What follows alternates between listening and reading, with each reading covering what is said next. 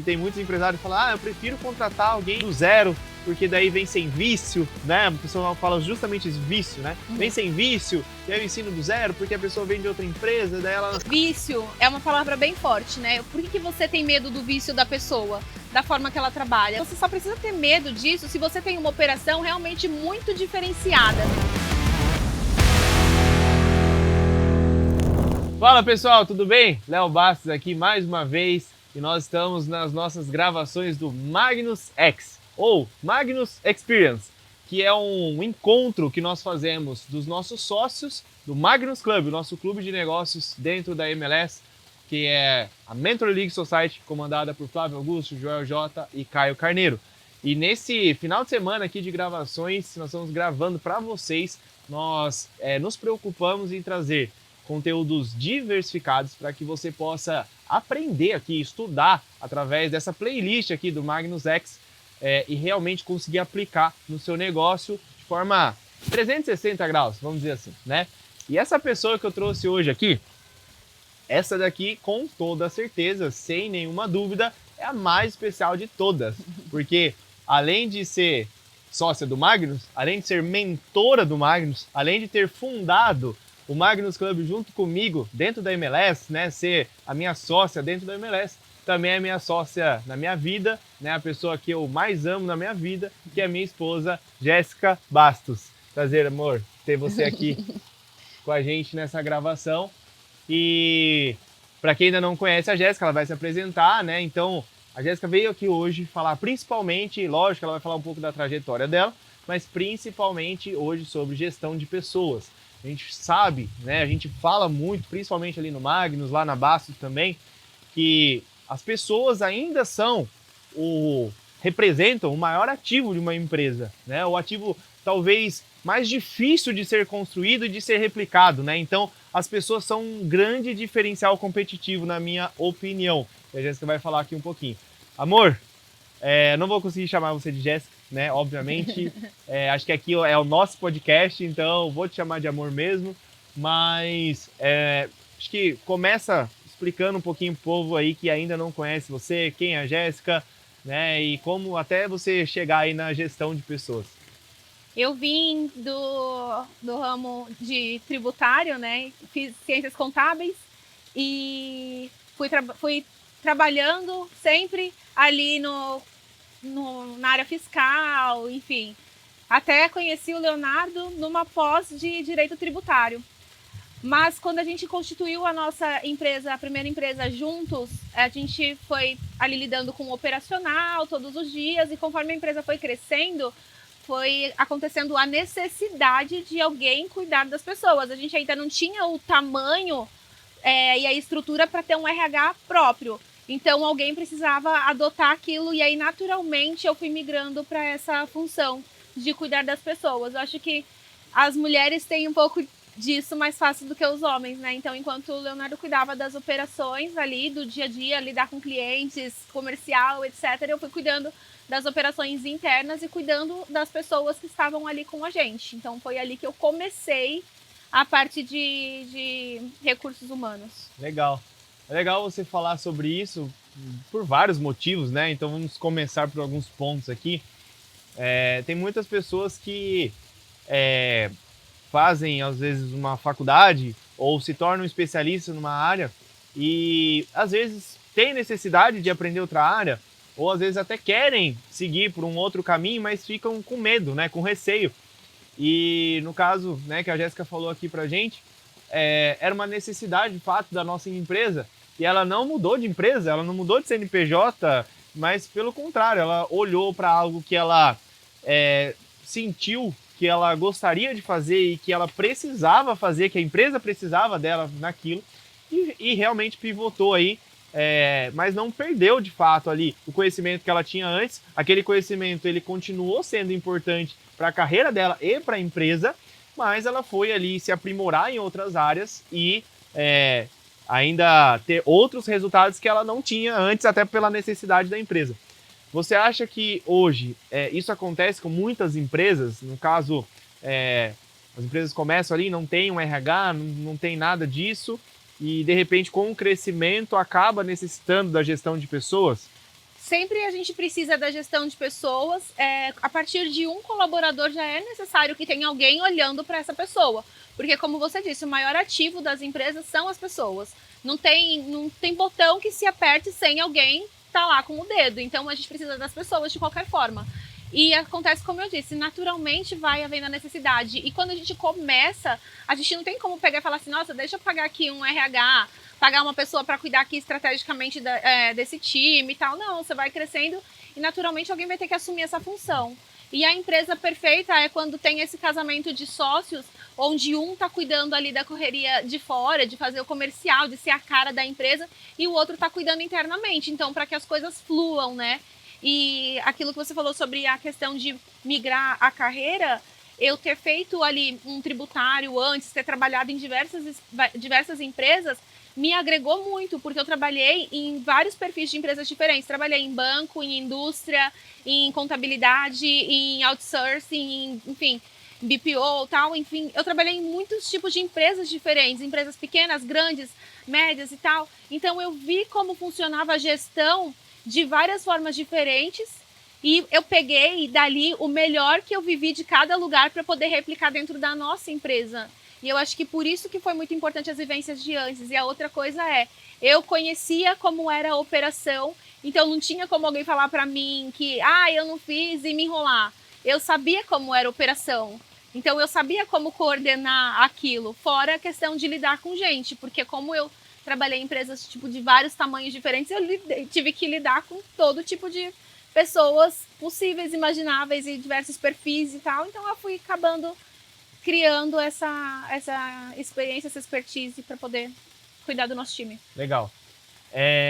Queria que você contribuísse aqui também para esse podcast, que eu sei que muitas pessoas falam ou escutam sobre gestão de pessoas.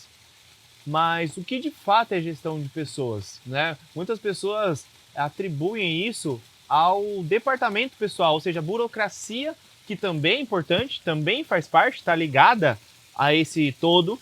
Mas explica um pouco pra gente, para que a galera entenda assim de uma vez por todas, de forma bem prática, qual é a diferença hoje de um departamento pessoal, que é aquela pessoa que fica ali dentro de uma empresa ou fora, interna ou terceirizada, né?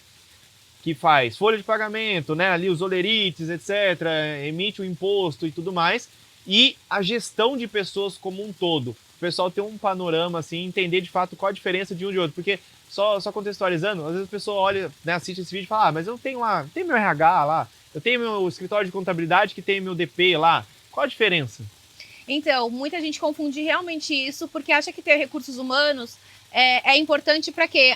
Eu preciso ter um recursos humanos porque eu preciso saber quantas horas extras estão fazendo para poder mandar para a contabilidade certa, eu preciso saber falta, ou preciso pedir o benefício e tal. E esse RH, claro, ele é necessário, mas eu chamo de RH burocrático. E tem o outro RH, que é o RH estratégico, que daí a gente está falando de gestão de pessoas, onde a gente cuida da qualidade de vida dos colaboradores, né? E não só em prol dos colaboradores, né? Mas a questão toda enquanto eles trabalham confortáveis que eu quero dizer, não é que eles estão ali trabalhando felizes, no bem e bom e tal, não, mas tipo assim, quanto melhor a qualidade de vida deles dentro da empresa, eles produzem melhor e a empresa se beneficia disso. Então precisa ter um RH estratégico nesse sentido, que pense, tipo, a questão dos benefícios. Existem muitos benefícios que não são benefícios monetários, que são benefícios que você pode colocar ali, que vão melhorar o dia a dia deles, criando um espaço de convivência melhor, enfim, fazendo alguns eventos de confraternização, treinamentos, reforçando realmente a cultura da empresa. E isso é muito importante, tanto quanto o RH burocrático. Tem essas duas coisas. E a gestão de pessoas é isso, é lidar com o dia a dia, ver se as pessoas estão bem, ver se a pessoa está precisando de alguma coisa, entender realmente as necessidades, né, do colaborador ali, ver se eles têm alguma contribuição para fazer que possa melhorar o dia a dia, né, alguma sugestão, coisa assim. Legal. Eu lido, né, todos os dias, sem exceção, com diversos empresários e alguns ainda têm aquele pensamento assim antigo, na verdade não é antigo, é antiquado, né? De acreditar que ele pensar em pessoas de fato ele estar sendo, de certa forma, mole, né? De certa forma, não sendo pulso firme com a empresa dele, que tem que ser tudo no chicote, né? Na rédea e tudo mais. O que você pode dizer para essas pessoas que levaria elas a pensarem diferente, olhando para o ponto de vista de resultado? Porque essa galera, eles não vão, de fato, né? E eu até concordo nesse ponto, né? Que não adianta eu só olhar para as pessoas sem olhar para a empresa, né? É um equilíbrio que eu tenho que manter, o interesse das pessoas, para que elas consigam lutar pelo interesse da empresa. Mas o que você pode falar para essa galera para que eles consigam falar, poxa, agora eu entendi que o RH, ele de fato é um investimento e não uma despesa? Assim, como eu disse, as pessoas precisam trabalhar um pouco mais à vontade, né? Você querer ficar forçando aquela situação de a postura do chefe e tal, chefe não leva você a nada. Você precisa ser um gestor. Então, você precisa cuidar das pessoas. Cuidar das pessoas por exemplo, você tem a atratividade. Então, alguma coisa chama a pessoa para trabalhar na sua empresa, mas você tem que cuidar da retenção das pessoas. Porque a pessoa que trabalha num ambiente que ele é um ambiente tóxico, onde tem cobrança demais, mas a pessoa não tem ali nada de devolutiva a favor dela. Meritocracia. Exatamente. A pessoa vai acabar assim, achando em outro lugar, porque alguém está fazendo isso. Só que se você quer que a sua equipe seja a melhor equipe, que ela tenha o melhor desempenho, você precisa cuidar dessa equipe. Às vezes você pensa assim, mas o salário é alto demais, mas depende, a entrega que a pessoa está te proporcionando faz sentido, né, na maioria das vezes. Quando você contrata um colaborador caro, normalmente é porque ele vai te entregar mais, né? É o que se espera. Pegando esse gancho, né, nas mentorias que você dá, né, agora já até levando para esse lado, né, a Jéssica dá mentoria dentro do Magnus Club justamente desse contexto todo, né, que tange a gestão de pessoas e tudo mais. Você percebe, você identifica muitas empresas hoje pagando salários mais baixos, só que tendo prejuízo com isso, uma vez que talvez se elas pagassem um salário mais alto, isso seria um investimento e se pagaria? Olha, eu vejo nas mentorias que eu faço, mas eu já presenciei isso em diversas empresas. Até assim, eu nem posso julgar muito, porque toda empresa no começo, ela não tem recurso realmente para investir no melhor colaborador. Ela vai começar com o que ela pode. E não tem problema fazer isso. Só que conforme você vai agregando condições, você precisa investir num colaborador melhor. Porque um colaborador de 2.000 não faz a mesma coisa que o de 4, 5 mil. Apesar de você achar que sim. E você pode forçar, você pode brigar, você pode ficar bravo, você pode exigir, mas não tem como. Porque a pessoa que ganha 2.000 não é a mesma pessoa que ganha 5. Você com um faturamento de 100 mil não é a mesma pessoa que você com faturamento de 1 milhão. Você tem uma qualidade diferente de clientes e tudo mais. Então, você não pode esperar a mesma coisa do colaborador de 2 e de 4. Né? Então, precisa fazer esse investimento. Não faz sentido, é uma economia burra. Você ter o recurso e não investir num colaborador melhor, porque ele eleva realmente ali o seu recebimento. Ele vai atender melhor o seu cliente, vai atender melhor os prazos, vai ser mais bem organizado e você pode exigir isso dele. Não tem como você exigir essa perfeição de uma pessoa que ganha muito pouco. Eu acho que é um pouco... Utopia.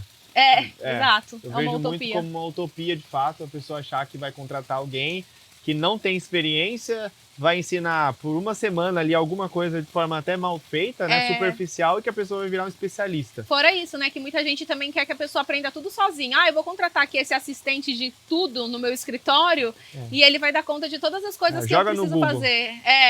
Aprende aí. Sim. Não acompanha, né, não desenvolve. E pegando esse gancho desse assunto, qual a sua opinião, tá, em relação a time, a momento de você contratar alguém já experiente, né? Ou seja, para uma determinada função que obrigatoriamente vai ser mais um investimento maior, vai ser mais caro essa pessoa. E quando você contratar alguém cru, talvez mais novo, etc., para você moldar, né, e aprender de acordo com a sua empresa. Porque tem muitos empresários que falam, eu prefiro contratar alguém do zero, porque daí vem sem vício, né? A pessoa fala justamente isso, vício, né? Vem sem vício, e aí eu ensino do zero, porque a pessoa vem de outra empresa, daí ela não vai querer fazer da minha forma. Como que você enxerga isso? Qual a sua opinião?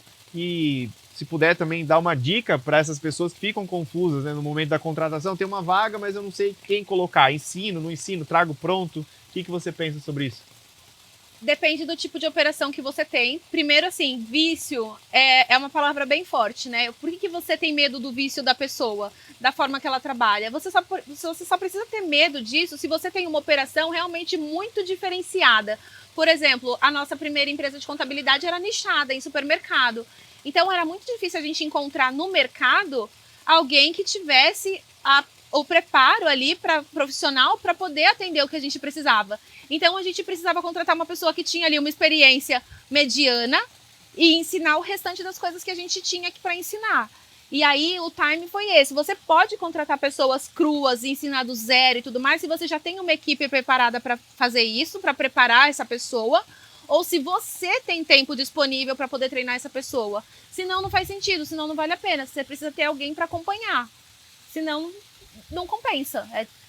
É jogar dinheiro fora, esperar que essa pessoa seja contratada e se desenvolva ali dentro e que vai dar tudo certo.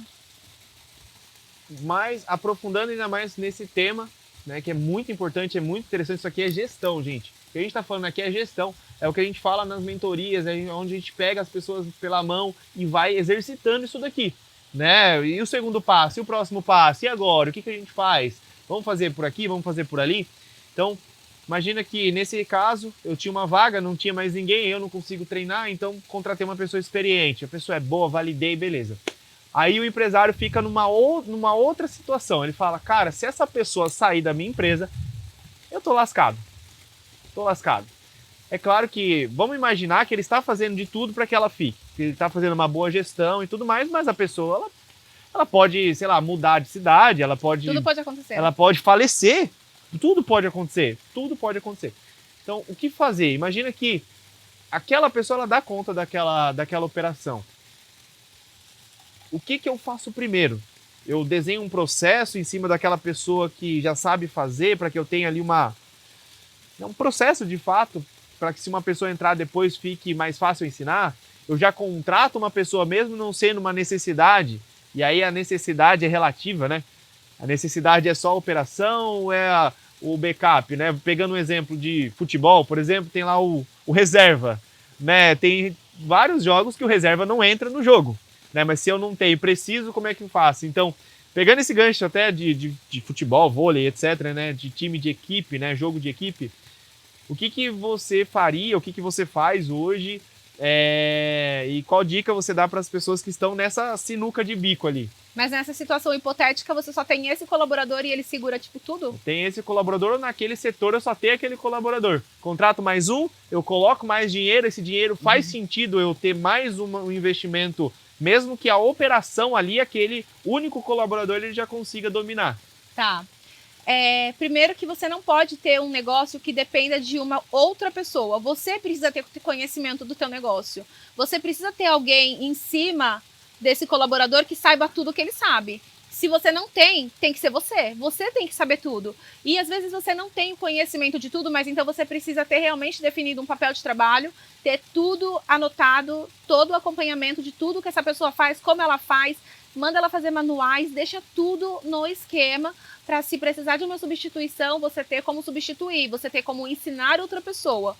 Foi o que eu disse da questão de se você contrata uma pessoa crua ou uma pessoa mediana. Se você contratar uma pessoa mediana, mas você tem todos os manuais, você consegue desenvolver essa pessoa.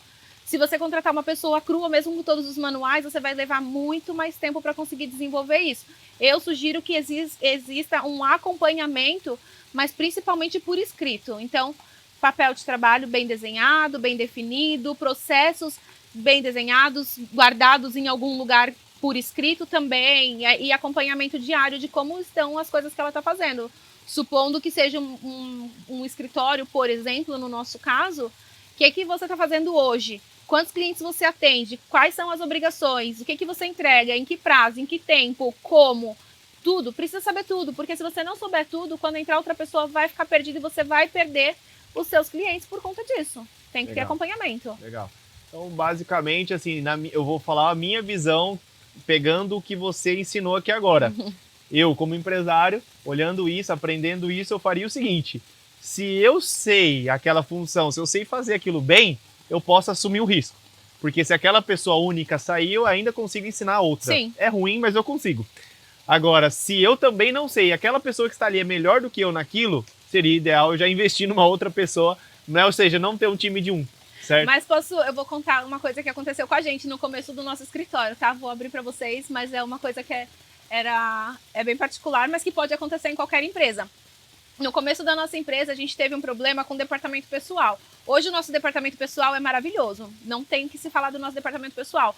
Mas já houve uma época onde a gente tinha um time de umas 3 pessoas, acho, na equipe do departamento pessoal, mas eles eram muito despreparados, realmente não atendiam prazos, não atendiam bem os clientes, a gente recebia muita reclamação e a gente decidiu fazer o que nesse momento? Decidimos que a gente ia demitir todos os 3 e nós 2 assumimos a operação. Mas só foi possível porque nós 2 tínhamos o controle do que estava acontecendo e também sabíamos executar. Então, por isso que é muito importante. A gente tinha o acompanhamento e a gente tinha a capacidade técnica também de exercer aquilo. E aí, depois que a gente organizou tudo, a gente falou, então agora é o momento da gente contratar as pessoas, treinar as pessoas corretamente da forma que a gente quer que elas atendam os nossos clientes e aí sim dar continuidade. E a partir daquele momento, o nosso departamento pessoal foi o departamento mais elogiado, tipo, sempre, né? Nunca mais a gente teve reclamação de departamento pessoal. Foi reformulado, né, de fato. Perfeito. Eu queria abordar um ponto aqui, porque a ideia desse podcast é justamente a pessoa assistir esse podcast e ter uma transformação, né? Mesmo que esse podcast gratuito, ela já conseguir aplicar na vida dela e ter uma transformação. Inclusive, aproveitando que eu estou falando sobre isso, né? O que eu vou pedir para você em troca desse conteúdo de valor que nós estamos entregando aqui para vocês, de forma gratuita, é que você se inscreva no canal, ative as notificações para receber todos os outros vídeos que nós postarmos aqui. Nós postamos todas as semanas os vídeos aqui. E também compartilhe com um amigo que também possa precisar dessa informação. Isso aqui é gratuito, a gente coloca aqui para todo mundo poder ver. Só que o YouTube e até mesmo o Spotify, ele só vai entender que isso daqui é de valor se você compartilhar com o máximo de pessoas possíveis, tá? Agora, o tema aqui que eu quero entrar também na prática, né? Porque no Magnus o terceiro pilar é gestão aplicada, né? Porque gestão é muito abrangente. É muito abrangente, é muito amplo, né? Você fala, gestão, a gente fala, né? Que tem muita gente vendendo pá e não ensinando a cavar. Então, gestão olha, eu faço assim na minha empresa, eu uso esse relatório, eu uso esse sistema, enfim. Gestão aplicada ao negócio para ter resultado.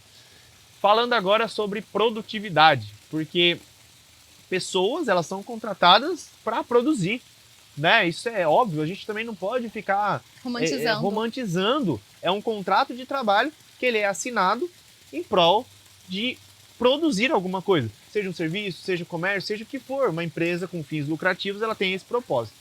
E aí, falando de produzir, de produção, qual dica que você dá ou que você usa para ter um time mais produtivo? Ou para, pelo menos, entender a produtividade do time real? Porque, principalmente, uma empresa do tamanho da nossa, até maior, com mais de 70 colaboradores, a gente vai chegar até 100 colaboradores esse ano, já fica muito mais difícil de você entender essa produtividade, se as pessoas estão entregando ou não, né, do que quando você tem 2, 3, 4, 5 funcionários, né? E quem quer chegar a esse tamanho e tudo mais, precisa já se preparar, como você falou, desde o primeiro já se preparar. Então, qual a dica prática que você usa, que você pode dar para a galera aqui hoje?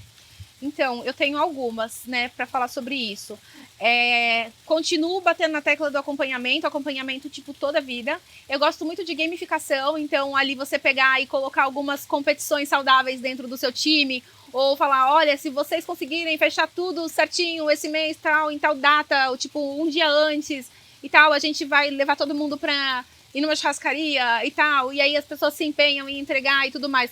Mas fora essas coisas pontuais, também tem a questão de recompensas reais. Por quê? É muito divertido você ir num restaurante legal de vez em quando, você receber um elogio porque você entregou bem, mas é muito importante o reconhecimento, de fato, monetário e o reconhecimento de cargo também. As pessoas esperam isso. Às vezes, isso é até a questão do cargo é para a pessoa mais importante até do que o valor em dinheiro. Ela gosta de, tipo, entender que, nossa, agora eu sou um analista, eu não sou mais um assistente, agora eu analiso as coisas, eu não estou ajudando alguém.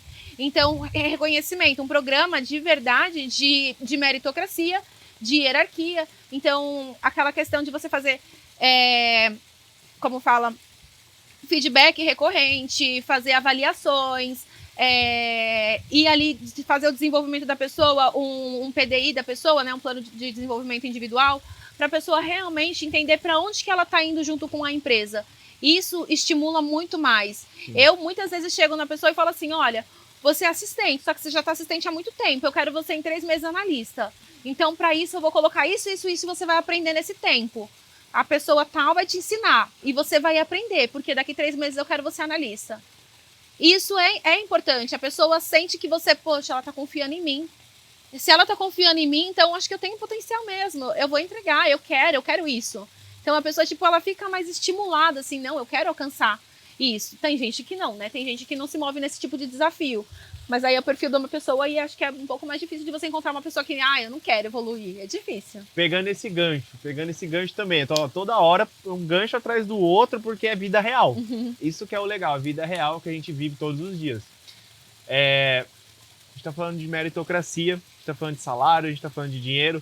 Porque, de fato, né, o reconhecimento e também a gente fala que o agradecimento pro adulto é o Pix. Né? É isso, né? Ninguém sai da sua casa, lógico que a pessoa quer também ter o reconhecimento, lógico, pelo esforço dela por N fatores, né? Mas o reconhecimento principal que uma pessoa, um pai de família, uma mãe de família busca é o dinheiro para poder melhorar a sua vida, enfim. Mas acho que isso é um ponto de vista, porque também motiva muito, o colaborador se sente muito motivado quando você faz elogio público para eles. Quando a pessoa tem um desempenho diferente naquele mês ou fez alguma coisa que era inesperada e você elogia ela publicamente, tipo, coloca assim, nossa, esse mês fulano teve uma entrega excepcional. Não, de fato. Então, eles se sentem... Porque você mexe com a vaidade da pessoa também. Tem que ter esse equilíbrio, sim, né? Eu não posso só elogiar e também não posso só dar dinheiro. Não, exatamente. Por isso que eu ia falar. Porque tem gente que fala assim, colocou dinheiro na minha conta, mas, tipo, não falou nada pra ninguém sabe que eu fui promovido. Tipo, a pessoa quer ser reconhecida, de fato, e o reconhecimento é tudo, é tipo, olha só o que ele fez, que bacana, olha como ele desenvolveu, ele cresceu e por isso ele ganhou um dinheiro. Isso é bom pra todo mundo, é bom pra quem tá recebendo e é bom pra quem tá observando também. A pessoa fala, opa, aqui tem chance disso acontecer. Agora, o ponto que eu queria chegar é o seguinte, acabei de reconhecer uma pessoa, promovi uma pessoa agora porque ela evoluiu, rápido ou não, 1 mês depois, 2 meses depois, ou seja, num curto período, né, de um curto espaço de tempo, essa pessoa evoluiu ainda mais e ela já se equiparou a um outro cargo, uma outra função, deveria já estar ganhando um outro cargo. Devo esperar mais um pouco, porque as coisas não podem ser tão rápidas assim, né? Eu tô falando que alguns empresários podem ter essa opinião, ou não, eu tenho que travar ali, eu tenho que obedecer à meritocracia no período que ela acontecer. Como que eu faço essa avaliação para eu não errar? Para eu não ser rápido demais, mas também para eu não ser injusto. Então, uma empresa que realmente trabalha a meritocracia, como que ela deve agir nesse momento? Uma pessoa que está acelerando assim muito rápido. Uma coisa que eu acredito que eu sou e que eu prego muito é a palavra que você disse, é justiça. Então, se a pessoa está entregando, você tem que fazer o reconhecimento dela, porque se você não reconhecer, alguém fora vai reconhecer. Eu sei que isso incomoda muitas pessoas que estão acomodadas ali na operação, incomoda mesmo. A gente já viu isso acontecer, uma pessoa que era estagiária, em questão de meses, virou gestora. E por quê? Nossa, ela acabou de chegar, por que aconteceu isso? Porque entregou. Porque fez por onde? Porque mostrou que tem perfil, porque, né, entregou da forma que a gente esperava que entregasse, entregou mais ainda. Então, não tem como você ficar prendendo a pessoa ali num cargo por, sei lá, porque as pessoas vão achar ruim. Porque se eu der, vai parecer que eu tô dando tudo de mão beijada. Para com isso, não é criança, a gente tá lidando com adulto. Se o adulto não tiver ali o discernimento de entender, não, ele me reconheceu porque eu fiz tal coisa. Se eu quiser pro próximo passo, eu vou ter que evoluir um pouquinho mais.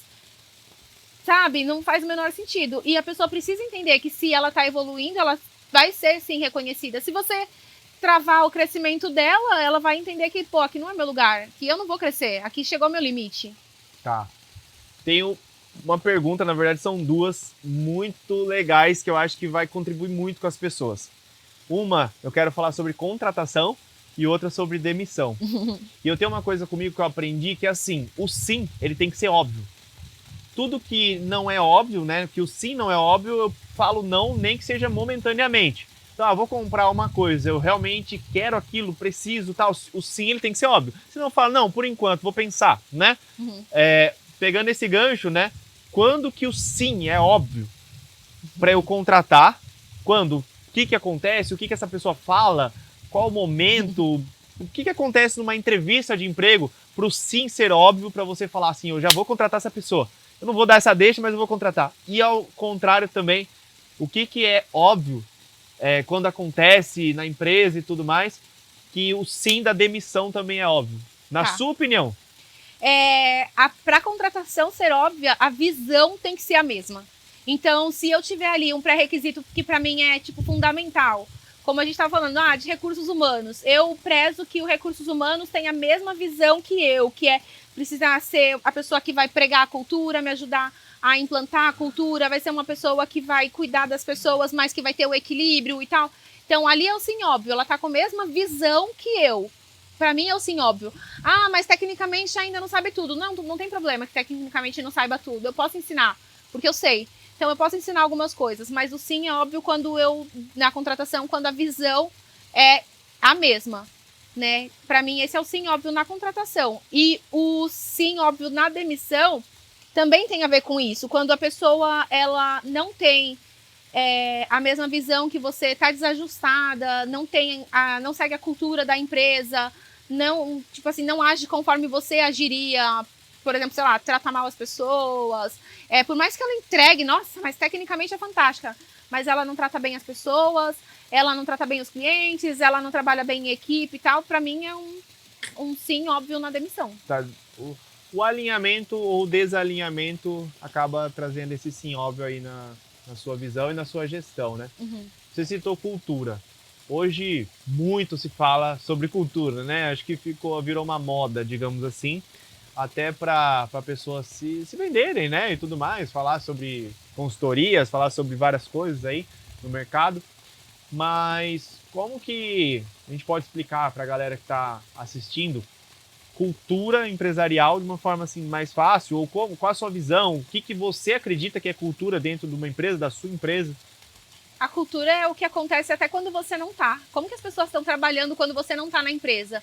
É a cultura que ficou. E isso pode ser uma cultura que é boa ou ruim, porque pode ser que você vira as costas e as pessoas param de trabalhar. Aí, tipo, se você não tá ali em cima delas o tempo todo, elas estão fazendo corpo mole e tal. E aí criou-se uma cultura de trabalhar mais folgado.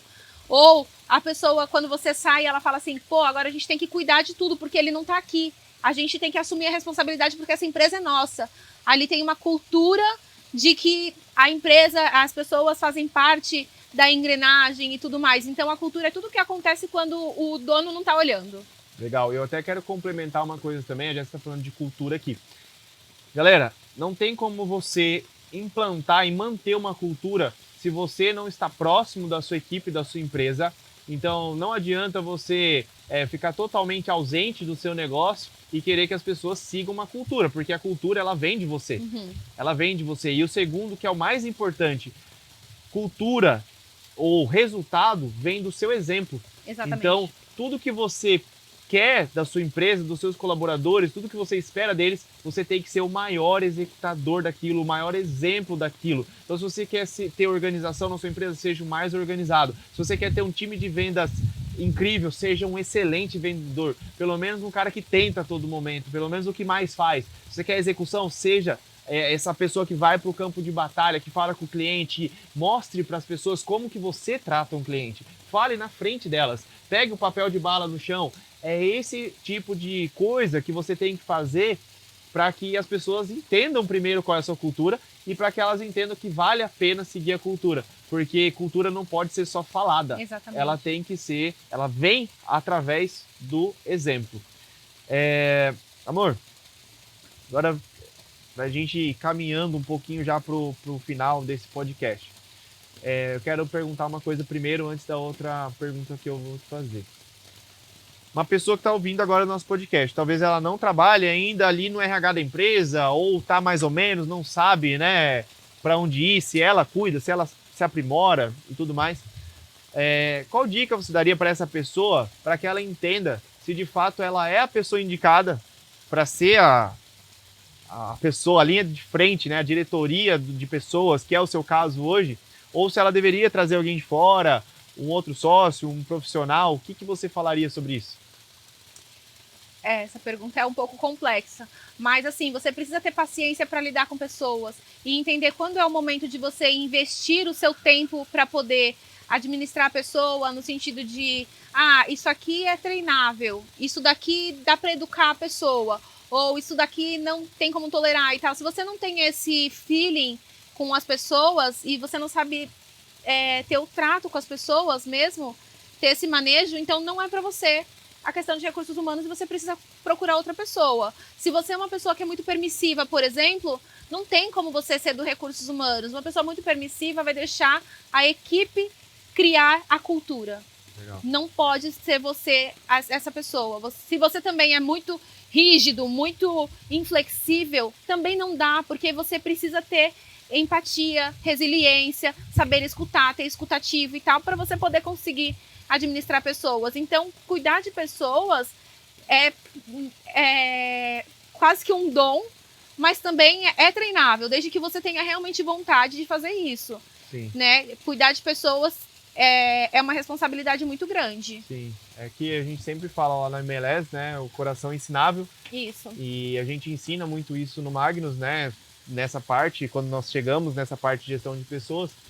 Para quem não conhece ainda, hoje no Magnus, que é o nosso clube de negócios, de aceleração de negócios dentro da MLS, nós temos ali um tripé, né, que sustenta o Magnus, falando da questão de resultados, que o terceiro, né, desse pilar, nós falamos de gestão aplicada, e aí entra a questão ali de gestão de pessoas como um entregável desse pilar, né?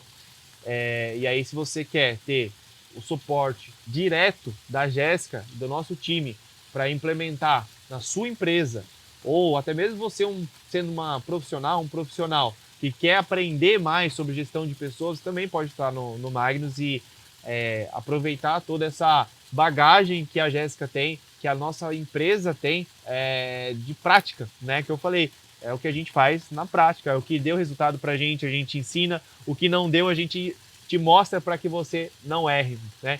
Que dica que você dá pra gente finalizar agora nosso podcast, que foi maravilhoso. Eu acho que mais uma vez eu peço para você curtir, compartilhar esse podcast, se inscrever, porque eu não sei mais o que eu poderia te pedir além disso, porque o resultado que você extraiu daqui, ele no Magnus, ele vale algumas dezenas de milhares de reais aí, né? Então a gente está trazendo aqui uma partezinha disso de forma gratuita, então compartilha aí que vai ajudar muito a gente ao YouTube entender que esse conteúdo é de valor. Mas se você quer ter isso de forma prática, implementável, né, com uma ajuda na prática de quem já fez, de quem faz todos os dias, você pode estar no Magnus, que a gente vai fazer. Mas como que a gente faz isso hoje no Magnus? Fala um pouco pra galera, como que funciona hoje uma mentoria com você no Magnus? Como que você faz ali? Você pega na mão da pessoa, implementa? Como que funciona? Quando uma pessoa procura minha mentoria dentro do Magnus Club, normalmente ela já tem alguma dor. E elas me avisam previamente qual que é a questão da mentoria que ela está precisando. Por exemplo, já houve temas de, eu trabalho com a minha família, como que eu lido com a minha família no trabalho? Então eu foquei nisso. Eu preciso contratar uma pessoa, mas eu não sei se eu contrato uma pessoa para um cargo X ou para um cargo Y. Eu já fiz uma mentoria também focada nisso. Então, no Magnus Club, a diferença é que você vai ter uma mentoria personalizada para o seu caso. E eu falando para você de acordo com experiências que eu já vivi na prática. Essa que é a diferença. Quando você assiste um podcast nosso ou acessa qualquer tipo de conteúdo nosso, a gente está falando de forma generalizada, mas quando a gente faz uma mentoria dentro do Magnus Club, é para você, é personalizado para o teu assunto. Eu vou estudar previamente tudo sobre o seu problema, sobre a sua dor, e vou falar diretamente para você por 1 hora, ou às vezes pode passar um pouquinho, mas eu vou falar só de acordo com o teu problema. Perfeito, perfeito. Mais explicado que isso não teria como. Amor, obrigado pela sua contribuição aqui nesse podcast. Foi sensacional. Espero que vocês tenham gostado e, mais do que gostado, possam aplicar isso no negócio de vocês. Se vocês querem conhecer o Magnus, querem conhecer esse ambiente da MLS, que é fantástico. Hoje são mais de 10 mil empresários treinados pela MLS e nós estamos lá dentro como sócios de um dos clubes, né, que faz tudo isso acontecer, toda essa roda girar, mais de 1 bilhão de faturamento nos últimos 2 anos. Vale muito a pena você conhecer. Tem os nossos contatos aqui na descrição do vídeo. Você pode ir lá no Instagram, @omagnusclub, nos seguir e nos chamar no direct. E a nossa equipe vai dar total apoio para você, fazer um diagnóstico da sua empresa, para entender qual é o seu momento, se faz sentido para você já estar no Magnus, ser acelerado pelo Magnus.